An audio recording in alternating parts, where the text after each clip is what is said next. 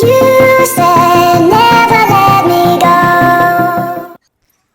ఈరోజు అయితే మనము చికెన్ ఫ్రైడ్ రైస్ చేసుకోవడానికి ముందుగా తెచ్చిపెట్టుకున్న చికెన్ని మ్యారినేట్ చేసుకొని డీప్ ఫ్రిడ్జ్లో పెట్టుకొని దాన్ని తీసుకొని ఇప్పుడు మనం బాండీలు పెట్టి దాంట్లో ఆయిల్ వేసి దాన్ని డీప్ ఫ్రై చేసుకొని ఒక చికెన్ పకోడా టైప్ మనం రెడీ చేసుకోవాలండి. ముందుగా ఇలా రెడీ చేసుకున్న చికెన్ని కొంచెం ఒక 10 to 20 minutes అనేది మనము రూమ్ టెంపరేచర్లో పెట్టేసిన తర్వాత కొంచెం చల్లగిన తర్వాత అప్పుడు చికెన్ కట్ చేసుకోవాల్సి వస్తుంది. మా వైఫ్ అయితే డీప్ ఫ్రై అనేది మా వైఫ్ చేస్తుంది.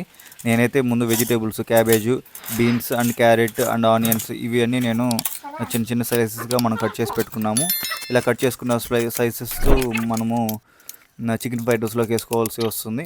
అందుకని క్లియర్ కట్గా మొత్తం నీట్గా చిన్న చిన్న ముక్కలుగా కట్ చేసుకున్నాను.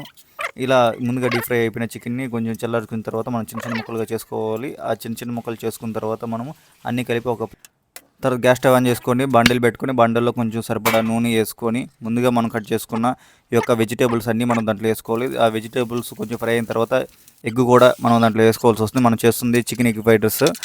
ముందు తర్వాత కట్ చేసుకున్న చికెన్ కూడా ముందు మొత్తం కొంచెం లైట్గా బ్రౌనిష్ కలర్లో వచ్చేటట్టు కొంచెం మ్యారినేట్ చేసుకోవాలి. తర్వాత మనం దాంట్లో ఈ వైట్ రైస్ అనేవి మనం వేసుకోవాలి మనకి ఎంత సరిపడా అంత. తర్వాత దానికి సంబంధించి ఉప్పు, కారము, గరం మసాలా, ధనియాల పొడి ఇట్లా వాటితో పాటు మేము ముందుగా డిమార్ట్లో తెచ్చుకున్నటువంటి సోయా సాసు అండ్ వెనిగర్ ఈ రెండు కూడా వేసుకుంటే మనకి కొంచెం టేస్ట్ అనేది బాగా వస్తుంది. తర్వాత కొంచెంసేపు ఫ్రై అయిన తర్వాత మనం సర్వ్ చేసుకుని తినేస్తే సూపర్గా ఉంటుంది.